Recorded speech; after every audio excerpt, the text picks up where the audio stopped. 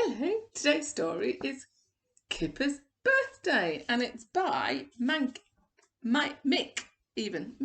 Inkpen.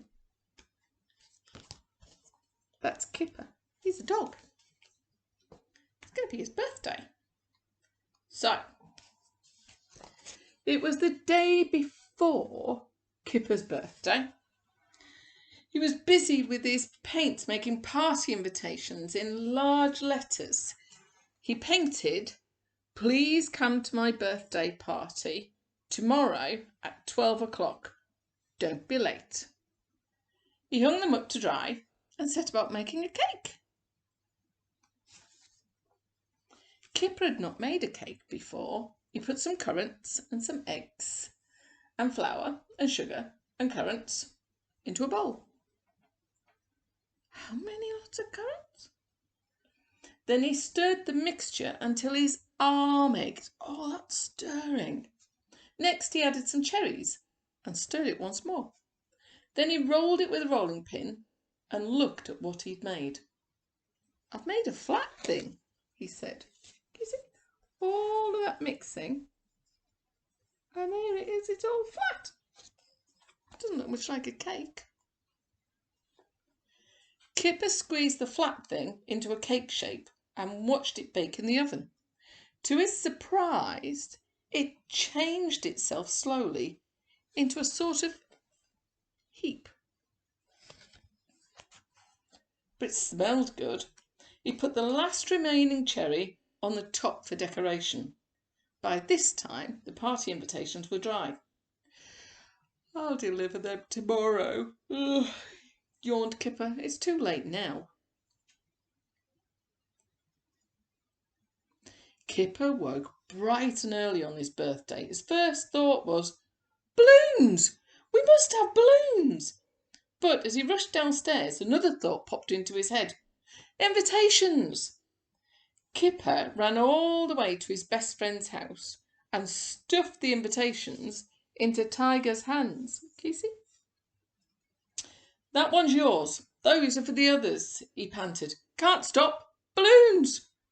When he'd gone, Tiger opened the invitation. "Please come to my birthday party tomorrow at 12 o'clock. Don't be late." Oh. At 12 o'clock, Kipper carefully placed his cake on the table and sat down to wait for a knock at the door. He waited and he waited, but nobody came, not even Tiger. The cake smelled good, and Kipper began to feel hungry. At 1 o'clock, he ate the cherry from the top. 2 o'clock passed. Still nobody came.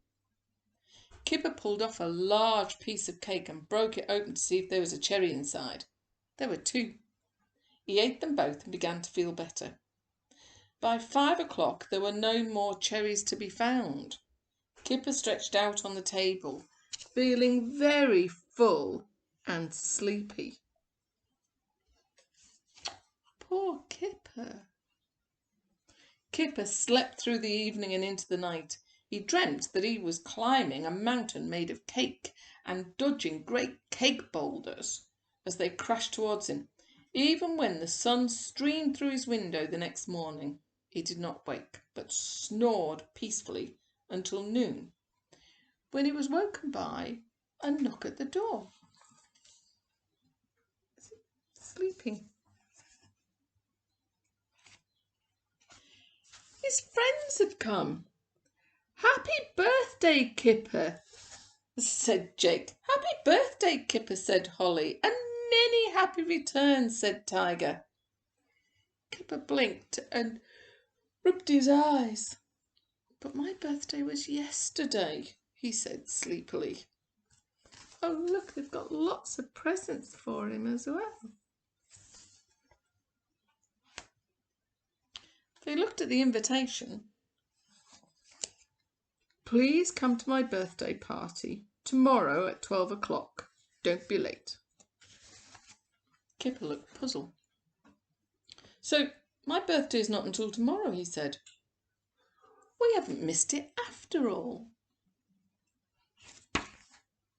No, no, no, said Tiger. Your birthday must have been tomorrow, the day before yesterday. Kipper looked puzzled again. Tiger went on. So yesterday it would have been today, but today it was yesterday. Do you see? Kipper did not see. His brain was beginning to ache. So he said, Cake, anyone? And then he remembered. He'd eaten it all. Never mind, said Tiger.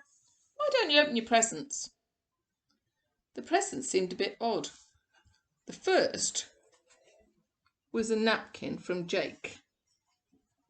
Second were some candles from Holly. Very useful, said Kipper, trying not to look disappointed. But the third was the most useful of all. Can you guess what it might be? He's been given a napkin and some candles. What might he have? Look, it was a cake.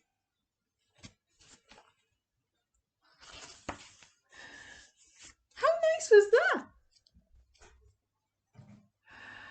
So, when exactly is Kipper's birthday party? Is it today? Or tomorrow? Or was it yesterday? I don't know.